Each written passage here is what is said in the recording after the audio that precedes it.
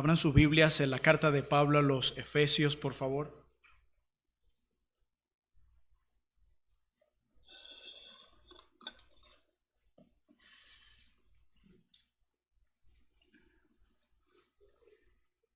Carta del apóstol Pablo a los Efesios, capítulo 5. Vamos a leer desde el verso 21, a pesar de que vamos a estar enfocados en el verso 25. Efesios capítulo 5, versículo 21, leemos y oramos. Someteos unos a otros en el temor de Dios. Las casadas estén sujetas a sus propios maridos como al Señor, porque el marido es cabeza de la mujer, así como Cristo es cabeza de la iglesia, la cual es su cuerpo, y Él es su Salvador. Así que, verso 24, como la iglesia está sujeta a Cristo, así también las casadas lo estén a sus maridos en todo. Maridos, amad a vuestras mujeres así como Cristo amó a la iglesia y se entregó a sí mismo por ella para santificarla, habiéndola purificado en el lavamiento del agua por la palabra, a fin de presentársela a sí mismo, una iglesia gloriosa, que no tuviese mancha ni arruga ni cosa semejante, sino que fuese santa y sin mancha. Y la idea es, su meta es presentársela de manera majestuosa como una reina. Oremos a nuestro buen y bondadoso Dios. Bendito Dios y Padre, tú eres quien nos sostiene, solamente tú. ¿Qué sería de nosotros sin tu gracia, sin tus promesas, sin tu iglesia? Padre mío, gracias por usar medios ordinarios para mostrarnos tu amor extraordinario. Padre bendito, y hemos venido aquí con temor y temblor a exponer tu palabra. Y pedimos que esa sea la misma actitud que tengan los oyentes, que con temor y temblor escuchen tu palabra. Oh bendito Dios, danos un corazón humilde, un corazón sin marcos de referencia en nuestras mentes, sin prejuicios, para escuchar tu verdad, porque la necesitamos. En el nombre de Jesús, que es nombre sobre todo nombre. Amén. Gracias.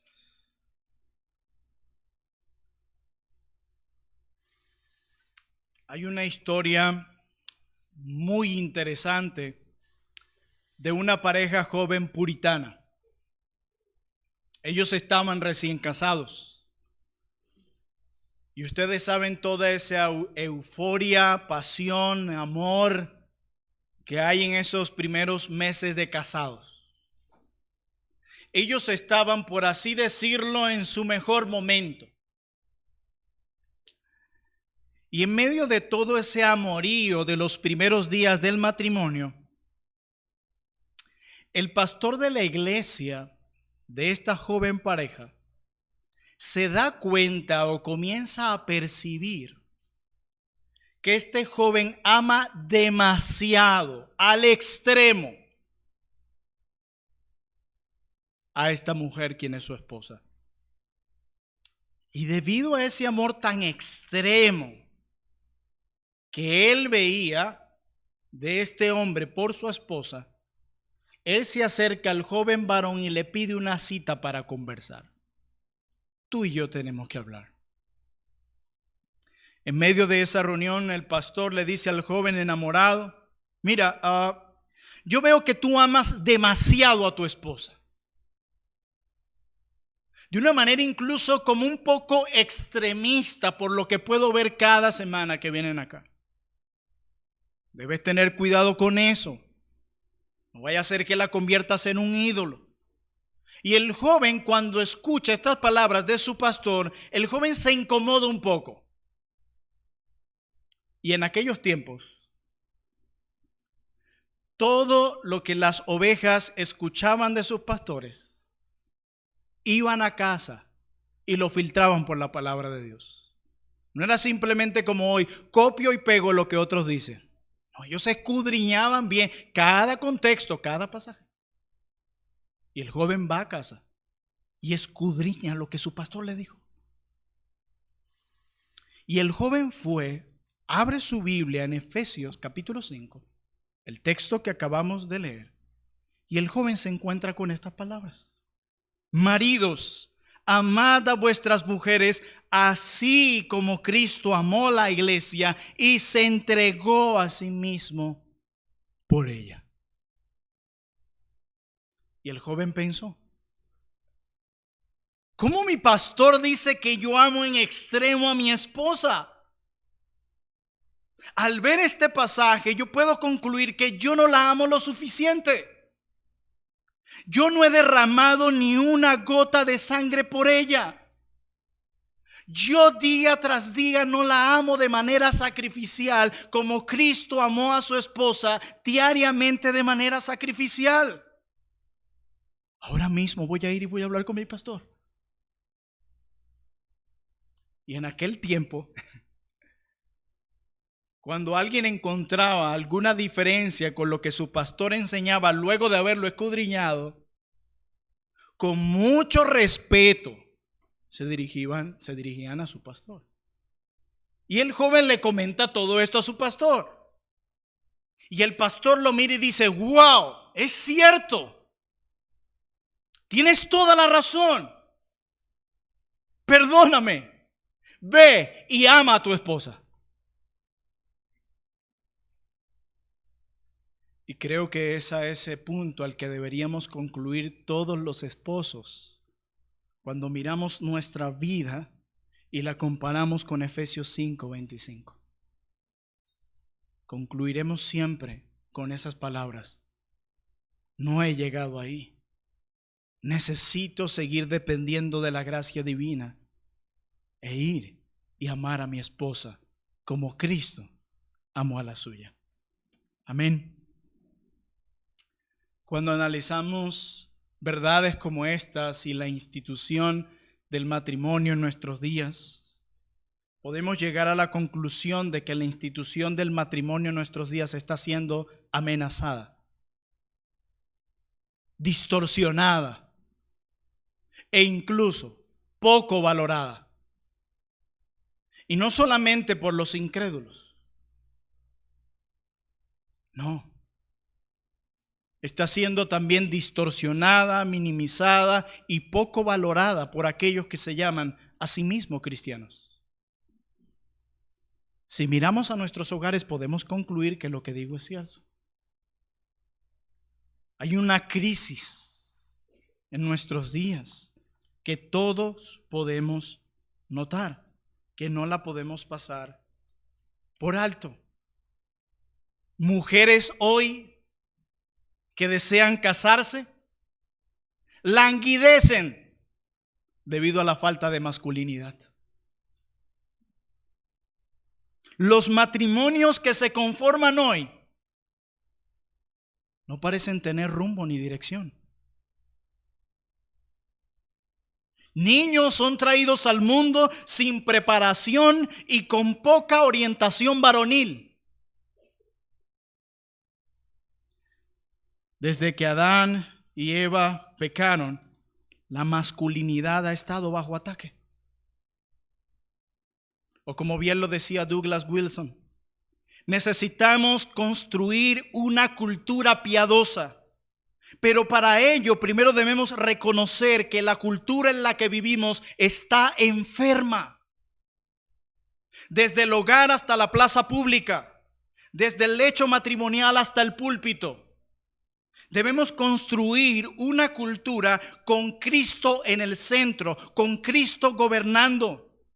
Y entre las cosas que necesitamos recuperar como iglesia es la masculinidad bíblica. El hombre no sabe ser hombre hoy. Los hombres no se comportan como hombres hoy. Necesitamos enseñar a las naciones y llevarlas a la verdadera sumisión al Señor. El matrimonio está bajo ataque. El avance del feminismo radical, la ideología de género, todas estas cosas han producido gran confusión en cuanto a la identidad femenina y masculina, y los creyentes también han sido impactados por esto. Es increíble como vemos hoy un bombardeo en las redes sociales como nunca antes en contra de estos movimientos satánicos, pero al mismo tiempo esos que están compartiendo estas cosas viven en sus vidas un estilo de feminismo igual, solo que ahora como reformado cristiano, no tan descarado y con una falta de masculinidad que da vergüenza.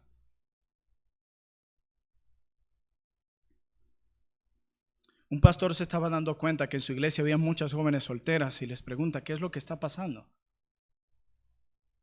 Le dice: aquí la mayoría de estos hombres no tiene carácter. Solo están pensando en videojuegos y en tonterías. Por otro lado, he notado una tendencia en los hombres jóvenes que renuncian a su papel dado por Dios como líderes espirituales de sus familias. Y todo esto a causa, en primer lugar, de una gran inmadurez infantil. Los jóvenes de las iglesias cristianas, incluso reformadas, siguen comportándose como niños y persiguiendo la inmadurez infantil como una meta a la cual seguir. No maduran. Y parece que no les interesa hacerlo. Y esos jóvenes así son un peligro no solo como esposos, sino como amigos. El egoísmo, el orgullo, todas estas cosas, la inmadurez infantil, el orgullo y el egoísmo, están llevando a muchos hombres jóvenes a renunciar al papel que Dios les dio de ser líderes espirituales de familias. Los padres con hijos varones no están formando en ellos líderes. No es casualidad que nuestra sociedad nuestra cultura esté tan enferma. Como pastor, no solo paso tiempo en la semana estudiando las Escrituras, sino también aconsejando a personas. Y he escuchado constantemente a esposas que vienen llorando a la sala de consejería por esposos que no asumen su rol. Yo he visto con mis propios ojos y con mucha tristeza matrimonios desmoronarse por culpa de un hombre que sigue actuando como niño.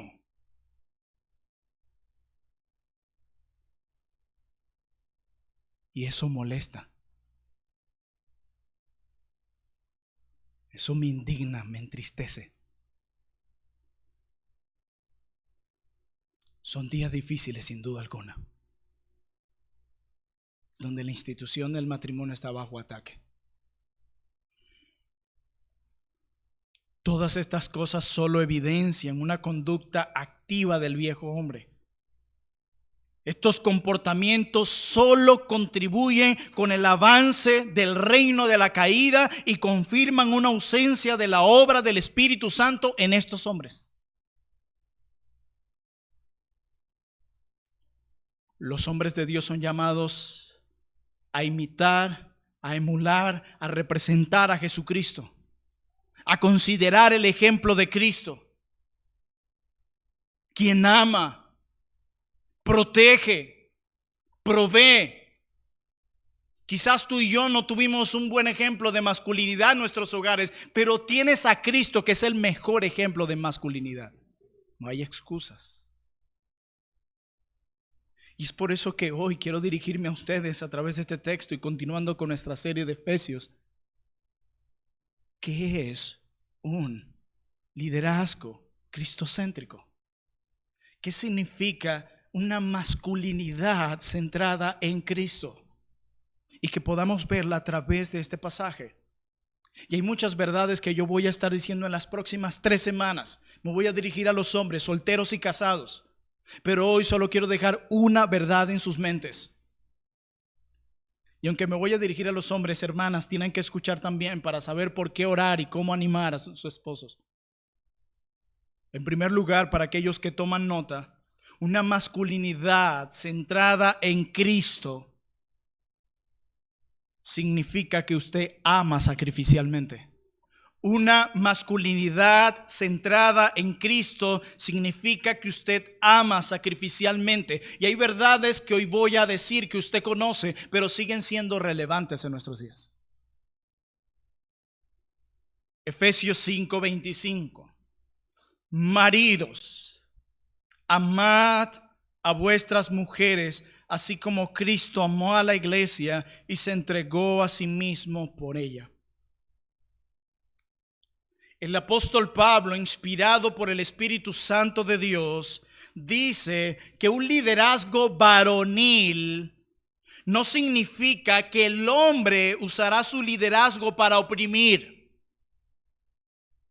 El apóstol Pablo, inspirado por el Espíritu Santo, nos dice que un liderazgo varonil no significa que el hombre usará su liderazgo para levantar su mano en contra de su esposa. Pablo dice que un liderazgo varonil no significa que tú harás a un lado los dones y la sabiduría que Dios le dio a tu esposa. Ella es tu ayuda idónea, la necesitas.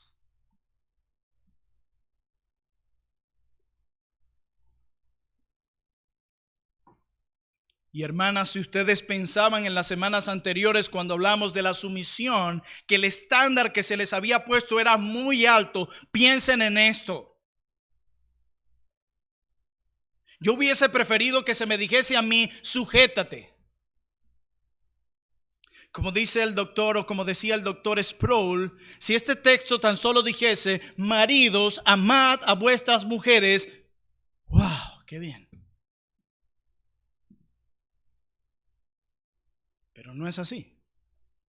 No dice solo marido, amad a vuestras mujeres. Maridos, amad a vuestras mujeres. ¿Cómo? He allí el detalle. Como Cristo amó a la iglesia, así, maridos, amen a quien tienen por esposa. Esto pone un estándar más alto que incluso el que ustedes tienen, mis hermanas, sin menospreciar el llamado tan sublime que Dios les ha hecho. Ámala como Cristo amó a la iglesia. Líder cristiano, es tu responsabilidad dar dirección. Acuérdate que la Biblia dice que el marido es cabeza para hablar de su autoridad. Y la cabeza le da dirección al resto del cuerpo. Tú tienes el deber de dar dirección en tu hogar. Hoy día es muy común ver que hogares sin dirección, niños sin dirección. ¿Por qué? La cabeza de ese hogar está siendo irresponsable, negligente, así provea para los 3 platos del día. Ser padre es más que proveer los 3 platos del día. Eso también lo puede hacer el abuelo, la abuela. Va más allá. Es una provisión emocional, es una provisión material, es una provisión espiritual. Tú tienes que estar trabajando duro por ver estabilidad en tu casa. No puedes permanecer viendo a tus hijos, permanecer tranquilo viendo a tus hijos desenfocados y sumergidos y entregados a una pantalla. Hoy cualquier cosa, toma el celular. Dale, ve que se encierra a jugar. Los padres de hoy están desconectados.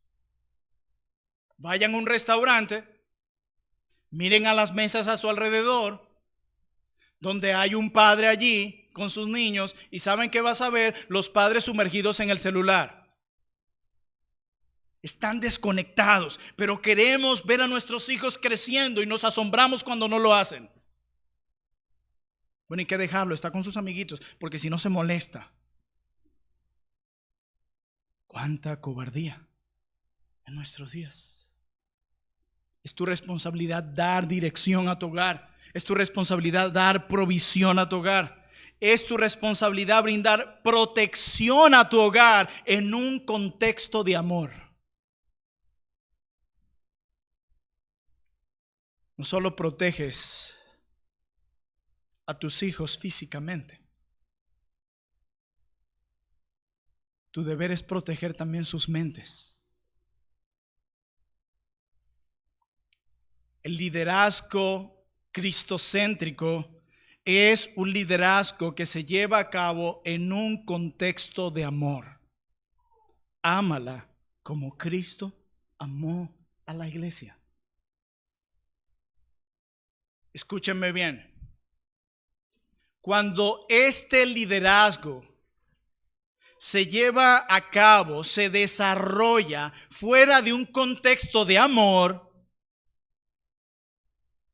comienza a tomar forma de tiranía. Comienza a tomar forma de tiranía.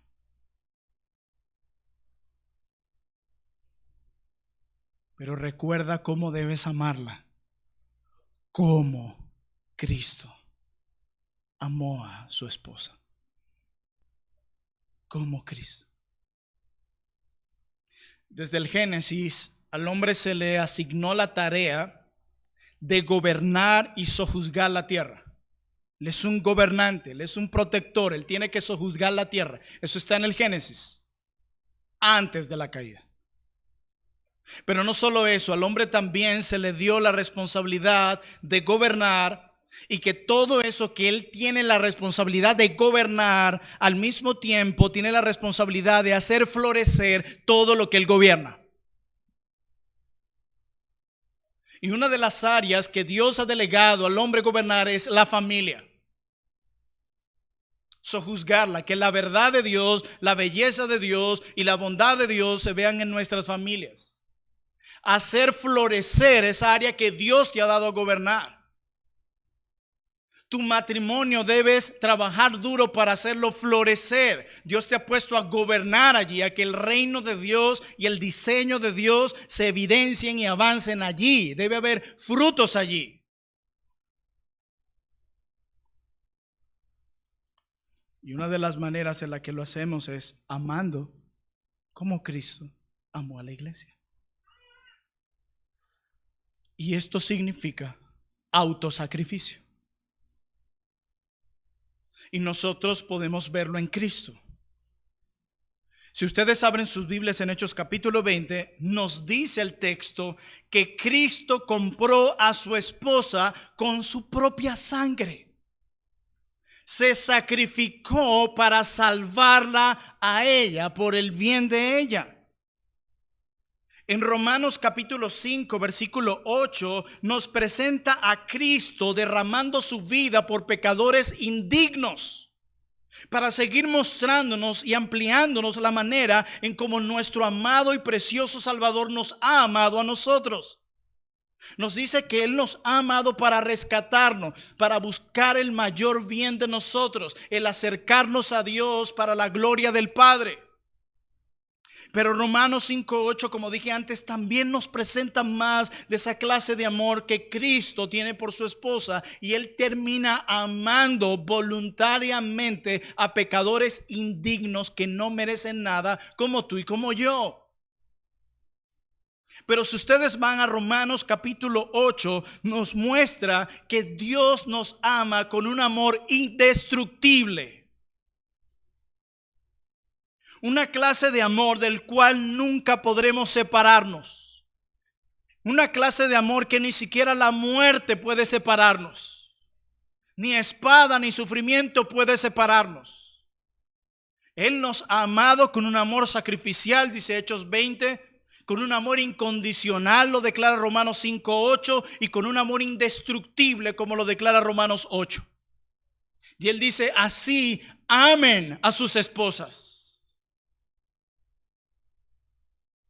El amor que Cristo mostró por los suyos no es un amor débil. Es un amor fuerte, muy fuerte. Y se nos está llamando a los esposos a amar a nuestras esposas no con un amor débil. A los esposos se nos está llamando a amar a nuestras esposas con un amor fuerte, con esa misma clase de amor con el que Cristo nos amó. Eso dice el texto. Efesios 5:25. Maridos, amad a vuestras mujeres, así como Cristo amó a la iglesia y se entregó a sí mismo por ella. Algunos presentan este amor de la siguiente manera. Bueno, dice que amemos a nuestras esposas como Cristo amó a la iglesia y se entregó.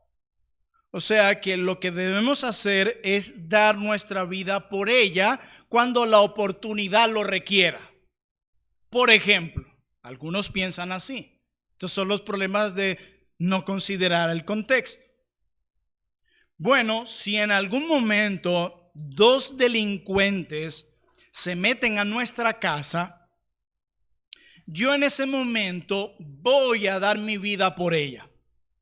Si llega un momento donde se exponga o se ponga en peligro la vida de ella de esta manera, bueno, ahí yo obedeceré Efesios 5:25, solo en esta clase de momentos. Pero la declaración de Pablo va más allá. Pablo está describiendo una vida de sacrificio. Pablo nos está llamando a tomar la cruz diariamente.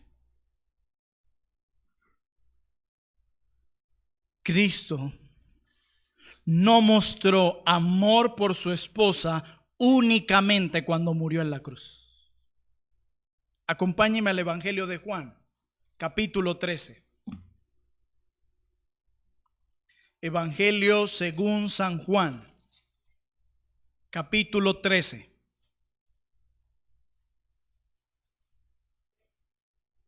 Capítulo 13.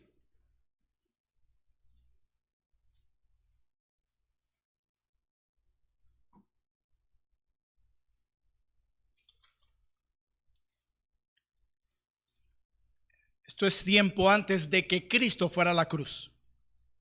Juan 13, versículo 1 declara la escritura: antes de la fiesta de la Pascua, sabiendo Jesús que su hora había llegado para que pasase de este mundo al Padre, como había amado a los suyos. Que eso es lo que Cristo ha hecho hasta ahora. Él ha amado a los suyos que estaban en el mundo, los amó hasta el fin. Quiere decir que Cristo no mostró amor por los suyos, no mostró amor por su esposa únicamente cuando fue a la cruz.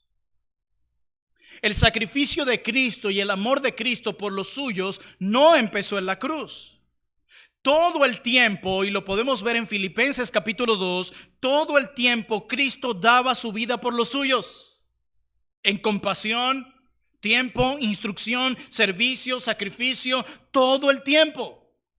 Es por eso que sería una locura pensar como el ejemplo que puse anteriormente. Pablo nos está llamando, esposos cristianos, a una vida de sacrificio, a una vida de amor. Este es un llamado a poner todos los días primero a nuestra esposa. Todos los días. Y esto es completamente en contra de los efectos que produjo la caída. Cuando vamos al libro del Génesis y vemos las consecuencias de la caída, una de las consecuencias que vemos allí es que el hombre iba a usar su liderazgo para oprimir a su esposa. Pero en Cristo, este corazón redimido y gobernado por el reino de Dios, Él ahora usará su liderazgo para amar, proteger, servir y proveer para su esposa. Según los efectos de la caída, la mujer ahora sí va a resistir a la autoridad del marido y a ponerse ella como la máxima autoridad. El feminismo no comenzó hace unos años. Pero en Cristo ahora ella se somete voluntariamente al liderazgo de Él, siempre y cuando lo que Él le pida no la lleve a pecar contra Dios. ¿Ven cómo Cristo redime el matrimonio? ¿Cómo Cristo pretende redimir todas aquellas cosas que fueron impactadas por la caída? ¿Hasta dónde se extiende su reino? Es por eso que Cristo hace un llamado al esposo a liderar diariamente. Esposos, Cristo nos llama al desinterés. Completamente. Cristo llama a los esposos cristianos a amar a sus esposas sin límite, sin peros. Si realmente el gobierno de Dios está gobernando tu vida. Cristo nos dice que debemos darnos y entregarnos completamente por aquellos que estamos liderando. Como bien decía un siervo de Dios, el esposo cristiano no ama a su esposa por lo que ella puede hacer por él, sino por lo que él puede hacer por ella. No es por merecer tampoco. No lo mereces. Hoy no me diste razones para amarte. Por eso la basura se quedó allí. Y estoy hablando de cosas mínimas. Esta clase de amor trasciende desde lo mínimo hasta lo más profundo. No es por merecer. Cristo nos amó precisamente cuando no lo merecíamos. ¿Qué clase de amor el que Cristo tiene por nosotros? ¿Qué clase de amor el que Cristo tiene por el pecador que se arrepiente y cree? Y nos dice, así, ámala a ella. Aún cuando no lo merezca. Aún cuando no te dé razones para amar.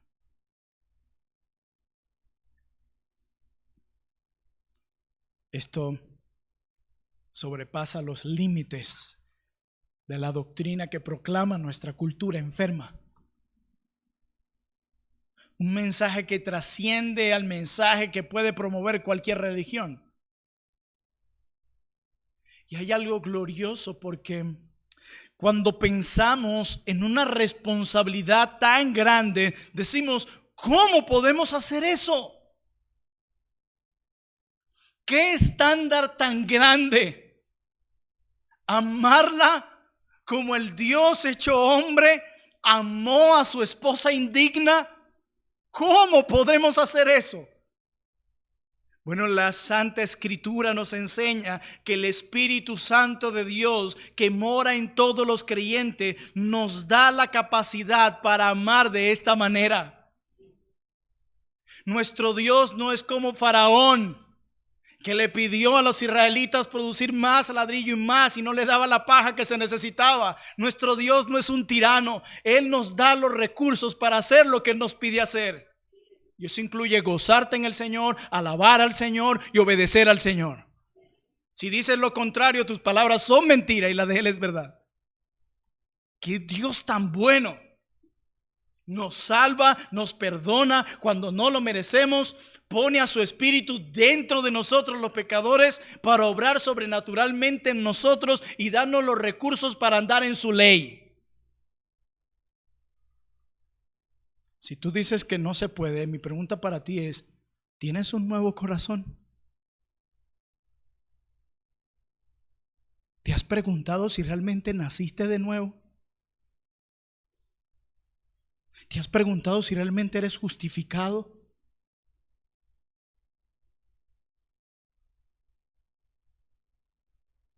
Dice la carta de Pablo a los Gálatas que el fruto del Espíritu es el amor. Es el amor. Y no un amor hollywoodense o romántico, no un amor sacrificial como el que hemos recibido en Cristo. Y este tipo de amor le pertenece únicamente a los que han creído. El que no tiene a Cristo no puede amar de esa manera. Por eso cuando vemos un hombre que constantemente, como un estilo de vida, se caracteriza por no crecer en estas áreas en su matrimonio, podemos concluir sin temor: tú no eres creyente.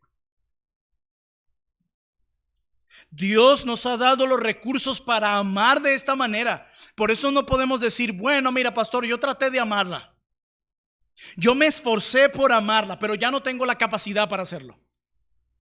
No, Dios a todos los que han creído les dio la capacidad para amar de esta manera a sus esposas. Y no estoy hablando de perfección, sino de fidelidad en esto. Y yo sé que hay excepciones. Tu cónyuge falleció, o por alguna razón hubo divorcio, pero mientras ella esté, es tu responsabilidad amarla de esta manera. Muchos hombres están, decía alguien, ansiosos por ser líderes influyentes, redes sociales, conversaciones, etcétera. Están ansiosos por tener el control de todo. Pero decía este siervo de Dios: pero la verdadera espiritualidad en el hombre es la muerte continua al yo. ¿Quieres mostrar verdadera espiritualidad? Aférrate al poder de su gracia y muere al yo diariamente. Porque de esta manera estamos representando a Cristo de manera apropiada y contribuyendo con el avance de su reino de manera apropiada, mostrando una cultura piadosa en medio de una cultura enferma. Por eso un siervo de Dios decía: si un hombre no trata bien a su esposa, no me interesa escucharlo hablar de Dios. Lo voy a repetir: si un hombre no trata bien a su esposa, no me interesa. No pierdas tu tiempo, saliva, no lo pierdas. No me interesa escucharte hablar de Dios. Y si crees que yo soy radical, ve la carta de Pedro. Dios ni siquiera escucha tu ruego si no amas correctamente a tu esposa. Ese es el Dios que adoramos. Estamos llamados a amar de manera sacrificial a nuestras esposas, porque hemos recibido primero esa clase de amor. Nosotros hemos sido recipientes de esta clase de amor. No fue algo que te contó. Tú has experimentado esta clase de amor en Cristo y se te ha mandado a amar de esta manera como tú has sido amado, para de esta manera representar a Cristo, su imagen, su orden, su diseño en el vínculo matrimonial. Tengo algunas aplicaciones para terminar. Y no quiero pasar a dirigirme a los creyentes sin antes hablar a aquellos que están aquí sin Cristo. Aquellos que quizás vinieron otra semana más porque los invitaron.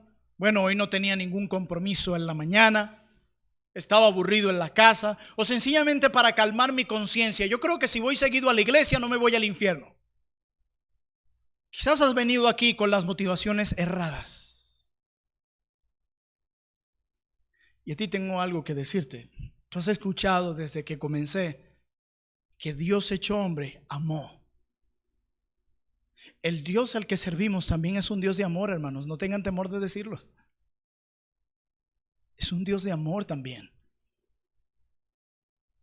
Y hoy te da otra oportunidad para que te aferres a su misericordia, corras a su manantial de gracia para hallar vida eterna y en abundancia, para que experimentes el gozo de saber que tus pecados han sido perdonados, para que experimentes la verdadera alegría y la paz de saber que has sido reconciliado con Dios. Hoy Dios en su misericordia llama que hagas a un lado tus ídolos y tu orgullo, tu necedad, y te rindas a Él. Él quiere perdonar, está dispuesto y se complace en perdonar. ¿Qué Dios es este?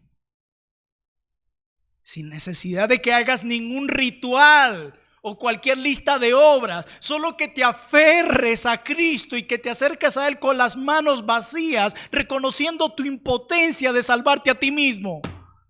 Es todo. Con un corazón sincero que cree.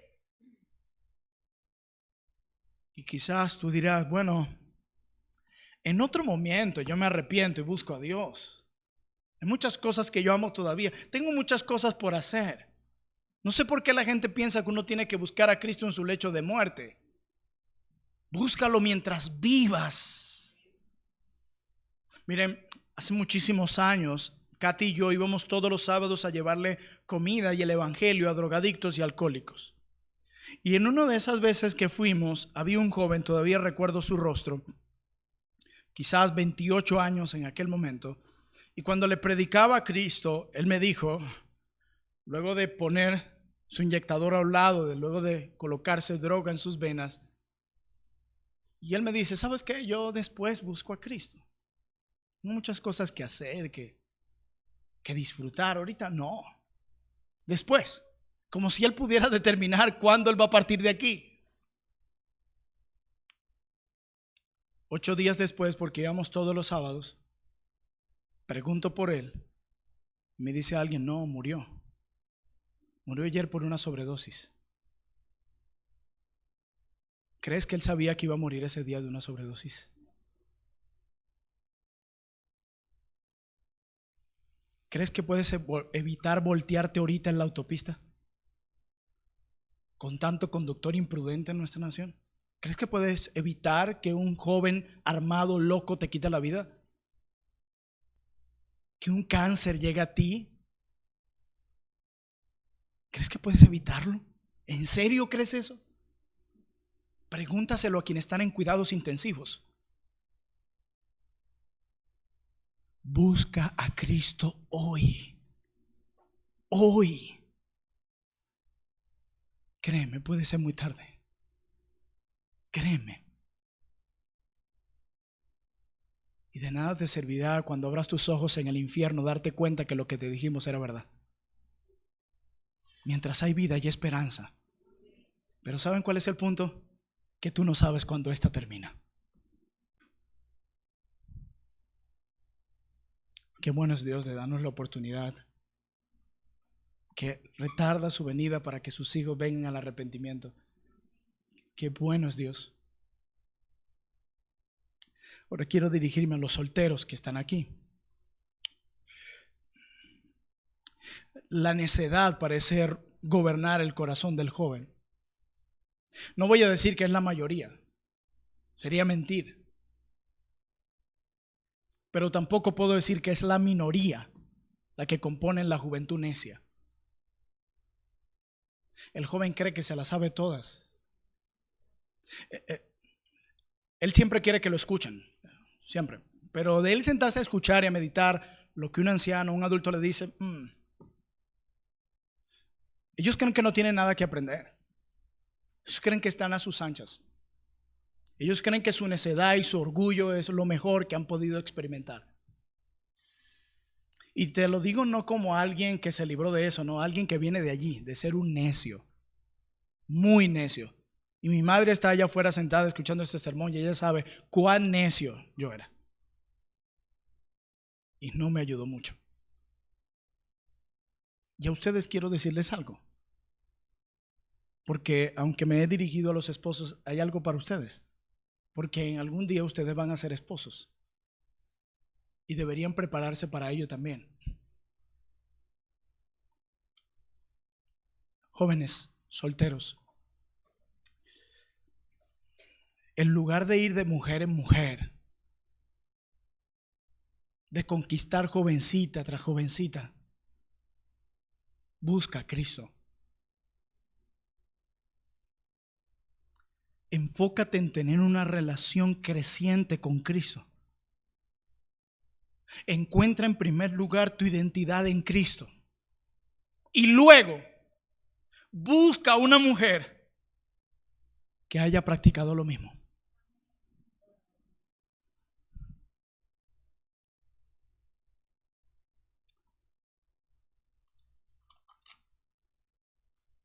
Te lo digo como tu pastor, porque temo, si sigues como vas, ¿cómo terminará tu alma en 2-3 años? Escúchalo. No tienes que experimentar el dolor para aprender. Muchos de los que están acá te pudieran decir: no lo hagas. Yo lo hice y duele. Sigo roto por haber hecho eso. Vive para la gloria de Dios. Joven cristiano, un consejo que aprendí de un siervo de Dios: no desperdicies tu vida. No la desperdicies. Es prestada. No la desperdicies. Esposos cristianos han sido capacitados por Dios para amar de esta manera a sus esposas. Repito, no estoy hablando de perfección, fidelidad. Cuando yo miro esto, concluyo con las mismas palabras del joven puritano de la ilustración del principio. Oh, cuánto me falta amar a mi esposa Catherine. Cuánto me falta. Y ruego al Señor cada semana, aferrado del poder de su gracia, que me ayude a amarla de esa manera. No quiero ser un esposo irresponsable, porque Cristo no es un esposo irresponsable. Hermano mío, cuando lideras, no puedes ser pasivo en esto. Tienes que ser activo. Cuando lideras en un ambiente, en un contexto de amor, de autosacrificio y abnegación, no solo representamos a Cristo apropiadamente, sino que creas en tu hogar esa atmósfera que tu mujer tanto anhela. Eso pasa. Una mujer que es amada de esta manera no tiene mucho problema para someterse al liderazgo de su esposo. Dice el texto en Juan que nosotros le amamos porque Él nos amó primero. Que el amor por nuestras esposas crezca cada día más hacia nosotros, pero que sea porque nosotros la amamos más a ella. De esta manera modelas el evangelio. De esta manera exaltas su diseño y contribuyes con el avance de su reino. Y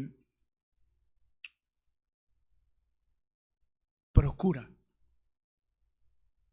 que ella ame más a Jesús de lo que te ama a ti. Procura que ella ame más a Cristo de lo que te ama a ti.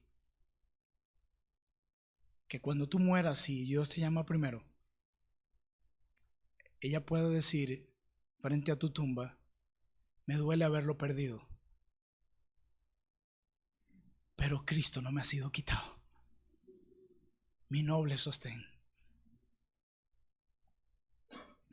Cuando amamos de esta manera, estamos predicando el evangelio a nuestras esposas y ejemplificando y modelando el evangelio a nuestras esposas.